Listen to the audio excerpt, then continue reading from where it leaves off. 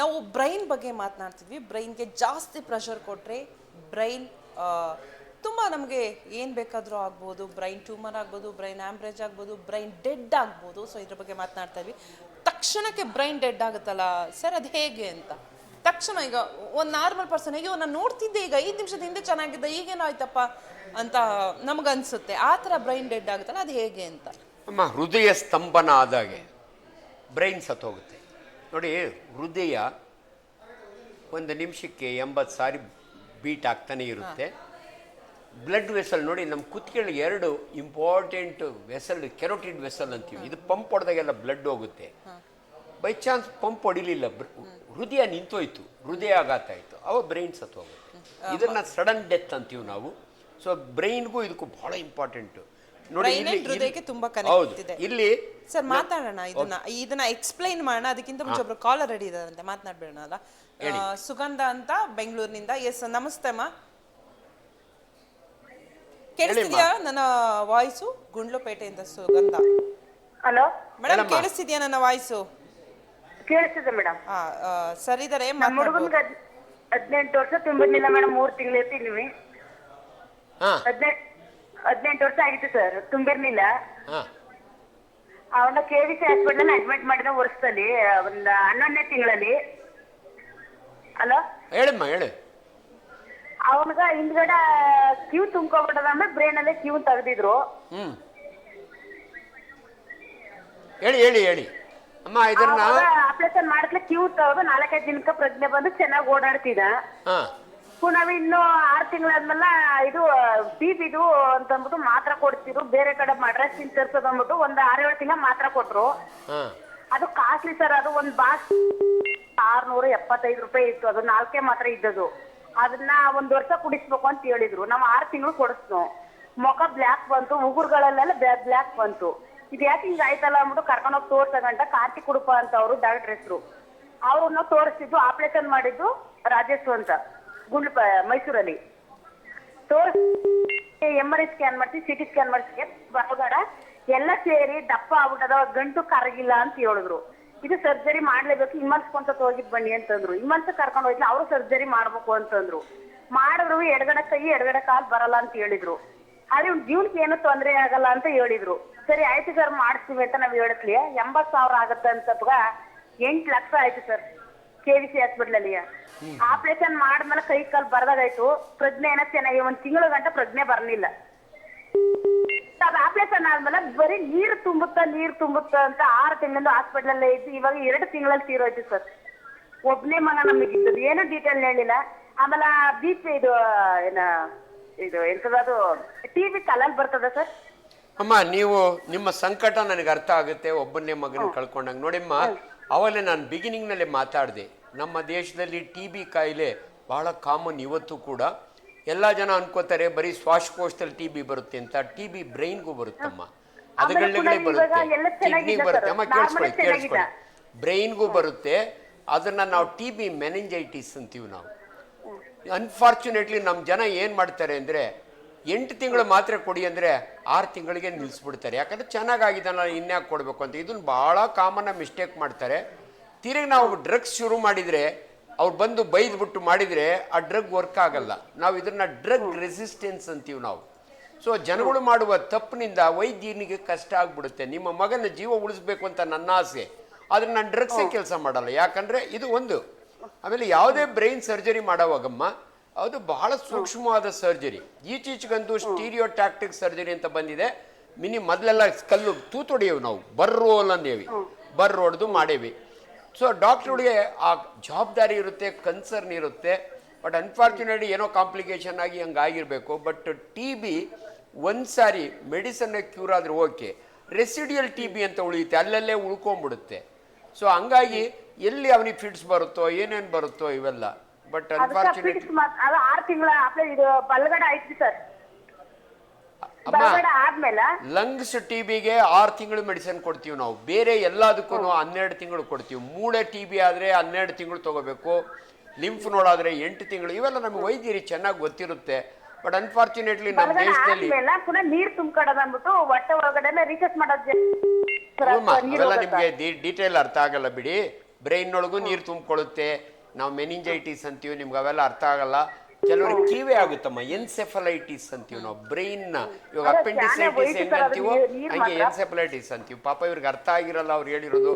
ನನ್ನ ಒಂದು ವೈದ್ಯರಲ್ಲಿ ಮನವಿ ಏನಂದರೆ ಅವ್ರನ್ನ ಕುಂಡ್ರಿಸ್ಕೊಂಡು ಅವ್ರಿಗೆ ಅರ್ಥ ಆಗೋ ರೀತಿಯಲ್ಲಿ ಜವಾಬ್ದಾರಿ ಇರೋರಿಗೆ ಹೇಳ್ಬೇಕು. ಬಟ್ ಅನ್ಫಾರ್ಚುನೇಟ್ಲಿ ಏನಾಗಿದೆ, ಯಾರ ಪಕ್ಕದ ಮನೆನ ಇವ್ರ ಅಂಕಲ್ ಮಗನ ಯಾವನ ಬಂದಿರ್ತಾನೆ, ಅವನು ಏನೋ ಒಂದು ಕೇಳಿಸ್ಕೊತಾನೆ, ಅವನು ಇನ್ನೊಂದು ಹೇಳ್ತಾನೆ. ಥ್ಯಾಂಕ್ ಯು ಸುಗಂಧ ಇಲ್ಲ ಸರ್, ದಯವಿಟ್ಟಮ್ಮ. ಇಲ್ಲ ಸರ್. ಆದ್ರ ಅವನಿಗೆ 6 ತಿಂಗಳಾದ್ಮೇಲೆ ಬೆಂಚ್ ಹೇಳ್ತಾ ಬಂತು ಸರ್. ಕರ್ಕೊಂಡೋಗಿ ಪುನಃ ಅಡ್ಮಿಟ್ ಮಾಡ್ದವು. ಪುನಃ ಹೃದಯ ಬಡ್ತ ನಿಂತೋಯ್ತು, ಬ್ಲಡ್ ಇಲ್ಲ ಆದ್ರು, ಎಲ್ಲಾನು ಈ ರೀತಿ ಮಾಡಿದ್ರು ಸರ್. ಅದರಿಂದ ಆಡಿ ತುಂಬಾ ಭಯ ಆಗಿ ಹಾಸ್ಪಿಟಲ್ ತೀರೋಗ್ಬಿಡ್ತು ಸರ್. ಪಾಪ ದುಡ್ಡು ಹೋಯ್ತು, ಮಗನೂ ಹೋದ ಅಂದೆ ನೋಡಿಮ್ಮ. 8 ಲಕ್ಷ ಖರ್ಚಾಗುತ್ತೆ ಪಾಪಮ್ಮ. ಪಾಪ 8 ಲಕ್ಷ ಕಳ್ಕೊಂಡು ಜೀವ ಕಳ್ಕೊಂಡ್ರೆ ಲಾಸ್ಟ್ಲಿ ಡಿಸ್ಚಾರ್ಜ್ ಮಾಡ್ತೀವಿ ಆಪರೇಷನ್ ಮಾಡ್ಬೇಕು ಅಂದ್ರು. ಜನ ಆಸ್ತಿ ಮಾರಿ ಆದ್ರೂ ತಮ್ಮ ಮಕ್ಕಳನ್ನ ಉಳಿಸ್ಕೊಳ್ಳೋಕೆ ಇನ್ನೊಂದು ಉತ್ತರ ಬೇಕು ನನ್ಗೆ. ಮೆಡಿಸನ್ ಗ್ಯಾಂಡಸ್ ಬರುತ್ತೆ ಸರ್? ಇಲ್ಲಮ್ಮ, ಕರೆಕ್ಟ್ ಟೈಮ್ಗೆ ಟ್ರೀಟ್ಮೆಂಟ್ ಕೊಟ್ಟಿದ್ರೆ ಹಂಗ ಆಗಲ್ಲ. ಬಟ್ ಆದ್ರೂ ಕೂಡ ಆಗುತ್ತಮ್ಮ, ಏನ್ ಮಾಡೋದು. ಅದಕ್ಕೆ ನಾನು ನಮ್ಮ ಭಾಷೆಯಲ್ಲಿ ಇವಾಗಿನ ಕಾಲದಲ್ಲಿ ಹೇಗಾಗಿದೆ ಸರ್ ಅಂತಂದ್ರೆ, ನಾವೀಗ ಹಾಸ್ಪಿಟಲಿಗೆ ಹೋದ್ರೆ ನಮ್ಗೇನು ಗೊತ್ತಿರಲ್ಲ. ಒಂದೊಂದ್ಸರಿ ಹಳ್ಳಿಯಿಂದ ಹೋದಾಗ ನಮ್ಗೆ ಗೊತ್ತಿರಲ್ಲ. ಸೊ MRI ಮಾಡಿಸ್ಬೇಕಂತೆ, CT ಮಾಡಿಸ್ಬೇಕಂತ, ಅದು ಮಾಡಿಸ್ಬೇಕು, ಇದು ಮಾಡಿಸ್ಬೇಕು, ಏನೇನೋ ಹೇಳ್ತಾರೆ. ಅವ್ರಿಗೆ ಅರ್ಥನೇ ಆಗಿರಲ್ಲ. ಅಂದರೆ ಇವಾಗಿನ ಡಾಕ್ಟ್ರು ಕೂಡ ಅದನ್ನ ಅರ್ಥ ಮಾಡಿಸೋ ರೀತಿಯಲ್ಲಿ ಹೇಳಬೇಕು ಅಂತ ಅನ್ಸುತ್ತೆ ನನಗೆ. 100% ಇಟ್ ಇಸ್ ರೈಟ್ ಅಮ್ಮ. ಅಜ್ಜಿಗಳು ಬರ್ತಾರೆ, ರೇ ಡಾಕ್ಟ್ರೇ ನಮ್ಮ ಮಗಿಗೆ ಎಂತ ಜ್ವರ ಹೇಳ್ರಿ, ರೇಗ್ತಾರೆ ಡಾಕ್ಟ್ರು. ಕೂತ್ಕೊಳ್ಳಮ್ಮ, ನಿನ್ಗೇನು ಗೊತ್ತದು, ಅದೆಲ್ಲ ಹೇಳ್ಬಾರ್ದು. ಡಾಕ್ಟ್ರು ಓದಿದ್ದೀರ ನಮ್ಮ ನೀನು ಡಾಕ್ಟ್ರು ಅವೆಲ್ಲ ಮಾತಾಡಬಾರ್ದು. ಅಜ್ಜಿಗೆ ಬೇಕು, ಅವಳಿಗೆ ರೈಟ್ ಇದೆ ಕೇಳಕ್ಕೂ ಕೂಡ. ಏನ್ ಜ್ವರ ಅಂತ ಕೇಳಲಿಕ್ಕೆ, ಟೈಫಾಯ್ಡ್ ಜ್ವರ ಬೇರೆ, ಮಲೇರಿಯಾ ಜ್ವರ ಬೇರೆ. ಇತ್ತೀಚೆಗೆ ನಾನು ನೋಡಿದ್ದೀನಿ ತುಂಬಾ. ಈಗ ಇಂಜೆಕ್ಷನ್ ಎಲ್ಲ ಬಂದ್ರೆ ಇದೇನು ಕೊಡ್ತೀನಿ ಅಂದ್ರೆ, ನೀವು ಡಾಕ್ಟ್ರು ನಾವು ಡಾಕ್ಟ್ರಾ? ಅದು ತಪ್ಪದು. ನಾನು I don't accept. I M A teacher in a medical college. ಅವ್ರಿಗೆಲ್ಲ ಹಕ್ಕಿರುತ್ತೆ. ಏನಂದರೆ ತುಂಬ ರಶ್ ಇದ್ದಾಗೆ ತುಂಬ ಮಾತಾಡೋಕ್ಕೆ ಆಗಲ್ಲ. ಆದರೂ ಕೂಡ ಅವರ ಜವಾಬ್ದಾರಿ ಹೇಳ್ಬೇಕು, ಕೇಳ್ತಾರೆ ಅವರು. ನೋಡಿ, ಅವ್ರಿಗೆ TB ಮಾತ್ರೆನ ನೀವು ಅರ್ಧಕ್ಕೆ ನಿಲ್ಲಿಸಿದ್ರೆ ಆ ಕೆಲಸ ಮಾಡಲ್ಲ ಮಾತ್ರೆ. ಡ್ರಗ್ ರೆಸಿಸ್ಟೆಂಟ್ TB ಅಂತೀವಿ ನಾವು. ಆ ಡ್ರಗ್ಗೆ ಕೆಲಸ ಮಾಡಲ್ಲ. ಏನು ಮಾಡಬೇಕು ನಾವು ಅದನ್ನು ಅವ್ರು ಎಕ್ಸ್ಪ್ಲೈನ್ ಮಾಡಿದರೆ ತಿಳುವಳಿಕೆ ಇಲ್ದವರು ಒಪ್ಕೋತಾರೆ. ಡಾಕ್ಟ್ರ್ ಹೇಳಿದ್ದಾರೆ ಹೆಂಗೆ ತಗೋಬೇಕಂತೆ ಅಂತ. ಇಲ್ಲ, ಇದು ಎಲ್ಲೋ ಒಂದು ಕಡೆ ನಾವು ಆಗಿಂದಾಗೆ ಇದು ಮಾಡ್ತೀವಿ. What is the relation between A patient and A doctor? ಏನು ನಮ್ಮ ಜವಾಬ್ದಾರಿ ಅವ್ರಿಗೆ ಅರ್ಥ ಆಗದಂಗೆ. ಇದನ್ನ ನಾನು ನೋಡಿದ್ದೀನಿ. My own students R in corporate hospitals Manipal. ಅವ್ನು ನಾನು ಮಕಾನೂ ನೋಡಲ್ಲ. ಅವನು ಒಂದು ಹುಡುಗಿ ಸಾಫ್ಟ್ವೇರ್ ಇಂಜಿನಿಯರ್ ನನ್ನ ಹತ್ರ ಬರೋಳು, ತೀರಾ ಗೊತ್ತಿರೋಳು. ನಾನಮ್ಮ ಯಾವಲೋ ಬರ್ತೀಯ, ಒಂದು ಸೈಕ್ಯಾಟ್ರಿಸ್ಟ್ ಒಪಿನಿಯನ್ ತೊಗೊಂಬಿಡು ಅಂತ ಮಣಿಪಾಲಿಗೆ ಕಳಿಸ್ತೀನಿ. ಅವಳು ಬಂದು ಹೆಂಗೆ, ಏನು ಸರ್ ಅಂತ ಡಾಕ್ಟ್ರ್ ಹತ್ರ ಕಳಿಸ್ತೀರಿ? ಅವಳು ನಿಮ್ಮ ಚೀಟಿನೂ ಮುಟ್ಲಿಲ್ಲ, ನನ್ನೂ ಮುಟ್ಲಿಲ್ಲ, 1000 ರೂಪಾಯಿ ಮಾತ್ರ ಅಲ್ಲಿ ಕಿತ್ಕೊಂಡ್ಬಿಟ್ರು ರಿಸೆಪ್ಷನ್ಗೆ, ಹಿಂಗೆ ಬರೆದು ಕಳಿಸ್ತಾಳೆ. ಹೆಂಗ್ರಿ ಆಗುತ್ತೆ? ನಾನು ಹೆಂಗೆ ಕನ್ವಿನ್ಸ್ ಮಾಡ್ಬೇಕು ಆ ಹುಡುಗಿನ? ನಿಮ್ಮ ಹತ್ರ ಬಂದರೆ ಎಷ್ಟು ಚೆನ್ನಾಗಿ ಮಾತಾಡ್ತೀರಿ, ನಿಮ್ಮ ದುಡ್ಡು ಜೊತೆಗೆ ತಗೊಳ್ಳಲ್ಲ, ಕೊಟ್ಟರೆ ಇಸ್ಕೊಂತೀರಿ. ಇವೆಲ್ಲ ತಪ್ಪಮ್ಮ. ನಿಮ್ಮ ಪ್ರಾಬ್ಲಮ್ ಅಷ್ಟೇ, ಬರೀತಾರೆ ಕೊಡ್ತಾರೆ. ಇಲ್ಲ, ದುಡ್ಡು ತಗೊಳ್ಳಿ, ಯಾರು ಬೇಡ ಅನ್ನಲ್ಲ. ಬಟ್ ಜನಗಳಿಗೆ ತಿಳುವಳಿಕೆ ಹೇಳೋದು ಭಾಳ. ನೋಡಿ, ಇದರೊಳಗೆ ಲ್ಯಾಕ್ ಆಫ್ ಇನ್ಫಾರ್ಮೇಶನ್. ಅವ್ರಿಗೆ ಹೇಳ್ಬೇಕು TB ಕಾಯಿಲೆ ಅಂದರೆ ಹಿಂಗೆ ಬಿಟ್ಟರೆ ಹಿಂಗಾಗುತ್ತೆ, ಇದರಿಂದ ಬ್ರೈನಿಗೂ ಹೊಡೆಯುತ್ತೆ, ಹಾರ್ಟಿಗೂ ಇದಾಗುತ್ತೆ. ಪಾಪ ದುಡ್ಡು ಕಳ್ಕೊಂಡು ಹಿಂಗೆ ಮಗನ ಕಳ್ಕೊಂಡು ಶಾಪ ಆಗ್ತಾರೆ ಅವರು. ಡೆಫಿನೆಟ್ಲಿ. ಆ್ಯಂಡ್ ಇವಾಗಿನ ಕಾಲದಲ್ಲಿ ಹೇಗಾಗಿದೆ ಅಂದರೆ, ನಮ್ಮನ್ನು ನಾವು ಆರೈಕೆ ಮಾಡ್ಕೊತಾನೆ ಇಲ್ಲ ಅಂತ ಅನಿಸುತ್ತೆ. ಅಂದರೆ ಅವರು 3 ಅವರ್ಸು ಕೆಲಸ ಮಾಡ್ತಾರೆ, ಮಲಗ್ತಾರಂತೆ, ಅವ್ರು ಅಷ್ಟು ದುಡ್ಡು ಮಾಡಿದ್ರಂತೆ. ನಾವು ದುಡ್ಡು ಮಾಡಬೇಕು, ನಾವು ಕೆಲಸ ಮಾಡಬೇಕು. ದುಡ್ಡಿನ ಹಿಂದೆ ನಮ್ಮ ಲೈಫ್ ಓಡ್ತಿದೆ, ನಾವು ಓಡ್ತಿದ್ದೀವಿ ದುಡ್ಡಿನ ಹಿಂದೆ ಅಂತ ಅನಿಸ್ತಿಲ್ವಾ? 100% ಅದು. ಬೇರೆಯವ್ರು ಯಾಕೆ ಅಮ್ಮ, ನಮ್ಮ ಲೈಫೇ ನಮ್ಗೆ ಹಂಗೆ ಅನಿಸುತ್ತೆ. ಈ 71 ಇಯರ್ಸ್ನ ನನಗೆ ಇಷ್ಟೊಂದು ಸ್ಟ್ರೈನ್ ಬೇಕಿಲ್ಲ, ಅಷ್ಟೊಂದು ಪೇಷಂಟ್. ಬಟ್ ಪೇಷಂಟ್ ಬರ್ತಾರೆ, ಅವ್ರು ನನಗೆ ವಾಪಸ್ ಕಳ್ಸೋಕ್ಕಾಗಲ್ಲ. ನನ್ನ ಹೆಲ್ತು ಇಂಪಾರ್ಟೆಂಟು, ಅವ್ರ ಆಸೆನೂ ಇಂಪಾರ್ಟೆಂಟ್. ಎಲ್ಲೋ ಒಂದು ಕಡೆ ಕಾಂಪ್ರಮೈಸ್ ಆಗಬೇಕು. ಸೊ ಹಂಗೆ ಮಾಡಿಕೊಂಡ್ರೆ still we can leave. But ಈ ತಿಳುವಳಿಕೆ ಹೇಳೋದು ಯಾಕೆ ಇಂಪಾರ್ಟೆಂಟ್ ಅಂತ ಹೇಳ್ತೀನಿ. ಒಬ್ಬ ಫುಟ್ಬಾಲ್ ಆಡ್ತಿರ್ತಾನೆ, ಈಸ್ ದ ಕ್ಯಾಪ್ಟನ್. ಅವನು ಆಡೋವಾಗೆ ಗೋಲ್ ಹೊಡೆಯೋಕೆ ಹೋಗ್ತಾನೆ, ಯಾರೋ ಬಂದು ಇವನು ತಲೆಗೆ ಹೊಡಿತಾನೆ, ತಲೆಗೆ ಡಿಕ್ಕಿ ಬಿದ್ದೋಗ್ತಾನೆ, ಅನ್ಕಾನ್ಷಿಯಸ್ ಆಗ್ತಾನೆ. ಅವನ್ನ ಆಚೆ ತೊಗೊಂಡೋಗ್ತಾರೆ.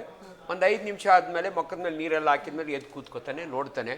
ಐ ಆಮ್ ದ ಕ್ಯಾಪ್ಟನ್, ನಾನು ಆಡಲೇಬೇಕು ಅಂತ ಹೇಳ್ತಾನೆ. ಹೋಗಿ ಆಡ್ತಾನೆ, ಮನೆಗೆ ಬಂದು ಗೆಲ್ತಾನೆ. ಅಮ್ಮನಿಗೆ ಹೇಳಿ ಊಟ ಮಾಡಿ ಮಲ್ಕೋತಾನೆ. ಬೆಳಗ್ಗೆ ಸತ್ತೋಗಿರ್ತಾನಮ್ಮ ಅವನು. Is dead. ಯಾಕೆ ಅಂತ ಹೇಳ್ತೀನಿ ನೋಡಿ. ಅತಿಯಾದ ಪ್ರೆಷರ್ ಇಲ್ಲ, ಹೆಡ್ ಇಂಜುರಿ ಒಳಗೆ ಫಸ್ಟ್ ಏಟ್ ಬಿದ್ದಾಗೆ ಕಂಕಷನ್ ಅಂತೀವಿ. ಬ್ರೈನ್ ಒಳಗೆ ಕಂಕಷನ್ನು, ಲ್ಯಾಸರೇಷನ್ನು, ಇವೆಲ್ಲ ನಮ್ಮ ಪದಗಳು. ಬ್ರೈನ್ ಹಿಂಗೆ ಬಂದಿರುತ್ತೆ, ಅದು ಅನ್ಕಾನ್ಶಿಯಸ್ ಆಗಿರ್ತಾನೆ. ಇದನ್ನು ಕನ್ಕಷನ್ ಅಂತೀವಿ, ನಮ್ಮ ಸಿಂಪಲ್ ಹೆಡ್ ಇಂಜುರಿ. ಆ ಟೈಮ್ನಾಗ ಒಳಗಡೆ ಒಂದು ಬ್ಲಡ್ ವೆಸಲ್ ಹರಿದು ಹೋಗುತ್ತೆ, ಒಂಚೂರು ಬ್ಲೀಡ್ ಆಗುತ್ತೆ.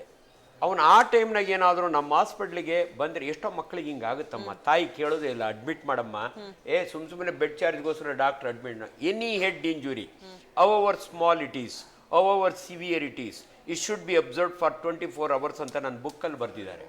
ಯಾಕಂದ್ರೆ ನಮ್ಮ ಹಾಸ್ಪಿಟ್ಲಾಗಿದ್ದರೆ ಗಂಟೆಗೆ ಒಂದ್ಸರಿ ಸಿಸ್ಟ್ರು ಪಲ್ಸ್ ನೋಡ್ತಾಳೆ, ಅವನ ಲೆವೆಲ್ ಆಫ್ ಕಾನ್ಷಿಯಸ್ ನೋಡ್ತೀವಿ. ಅಷ್ಟೇ ಅಲ್ಲಮ್ಮ, ಕಣ್ಣಿಗೆ ಟಾರ್ಚ್ ಹಾಕಿ ನೋಡ್ತೀವಿ ಅರ್ಧ ಗಂಟೆಗೆ ಒಂದು ಸರಿ. ಈ ಕಡೆ ಬ್ಲೀಡಿಂಗ್ ಆಗಿ ಇದು ಒತ್ತು ಅಂದರೆ ಈ ಪ್ಯೂಪಿಲ್ ನೋಡಿ ಇದರೊಳಗೆ ಗೊತ್ತಾಗ್ಬಿಡುತ್ತೆ ನಮ್ಮ ಕಣ್ಣು ದೃಷ್ಟಿಯಲ್ಲಿ, ಇದು ಇಷ್ಟಗಲ ಇರುತ್ತೆ, ಇದು ಹಿಂಗಾಗ್ಬಿಟ್ಟಿರ್ತದೆ. ಇಂಥ ಚೈಲ್ಡ್ನ ಇಮಿಡಿಯೇಟ್ಲಿ ನ್ಯೂರೋ ಸರ್ಜನ್ ಕರೆಸಿ ನಾವು ಸ್ಕಲ್ ಓಪನ್ ಮಾಡ್ತೀವಿ. ಯಾಕಂದರೆ ಈ ಕಡೆ ಆಲ್ರೆಡಿ ಬ್ಲೀಡಿಂಗ್ ಆಗಿ ಒತ್ತಾ ಇದೆ. ಇದು ಎಕ್ಸ್ಟ್ರಾ ಡ್ಯೂರಲ್ ಹೆಮೆಟೋಮ್ ಅಂತೇವೆ, ನಮ್ಮ ಭಾಷೆ ಜನಗಳಿಗೆ ಅರ್ಥ ಆಗಲ್ಲ. ಬಟ್ ನಾನೇನು ಹೇಳ್ತಿದ್ದೀನಿ, ದಯವಿಟ್ಟು ಯಾರಿಗೆ ತಲೆಗೆ ಪೆಟ್ಟು ಬಿದ್ದಾಗೆ ಹೊರಗಡೆ ಏನೂ ಇಂಜುರಿ ಇಲ್ದಿದ್ರು ಕೂಡ ದಯವಿಟ್ಟು ನಿಮ್ಮನೆ ಡಾಕ್ಟ್ರ್ ಇದ್ರೆ ನಿಮ್ಮನೆಗೆ ಇಟ್ಕೊಳ್ಳಿ. ಇಲ್ಲಾಂದರೆ child should be under observation. ನೋಡಿ, ಇವನು ಯಾಕೆ ಸತ್ತೋಗ್ತಾನೆ ಅಂದರೆ ಈ ಬ್ಲೀಡಿಂಗ್ ಆಗಿರುತ್ತೆ, ಉಂಡು ಮಲಗೋವರೆಗೂ ಸ್ಮಾಲ್ ಇರುತ್ತೆ, ರಾತ್ರಿ ಇವನು ಮಲಗಿದಾಗ ಬ್ಲೀಡಿಂಗ್ ಜಾಸ್ತಿ ಆಗಿ ಆಗಿ ಆಗಿ ಬ್ರೈನ್ ಈ ಕಡೆ ಒತ್ತಿಬಿಟ್ರೆ ಇದು ರೆಸ್ಪಿರೇಟರಿ ಸೆಂಟ್ರು ಅರೆಸ್ಟ್ ಆಗಿ ಸತ್ತೋಗಿರ್ತಾನೆ. ಇಂಥವು ನಾವು ಭಾಳ ಸಾರಿ ನೋಡ್ತೀವಿ. ಆದ್ದರಿಂದ ದಯವಿಟ್ಟು ವೈದ್ಯರ ಜವಾಬ್ದಾರಿ ಆ ಪೇಷಂಟಿಗೆ ತಿಳಿಸೋದು, ಜನಗಳ ಜವಾಬ್ದಾರಿ ಡಾಕ್ಟ್ರ್ ಹೇಳ್ದಂಗೆ, ಕ್ವಾಲಿಫೈಡ್ ಡಾಕ್ಟ್ರ್ ಹೇಳ್ದಂಗೆ ಕೇಳೋದು, ಇವೆರಡೂ ಇಂಪಾರ್ಟೆಂಟ್.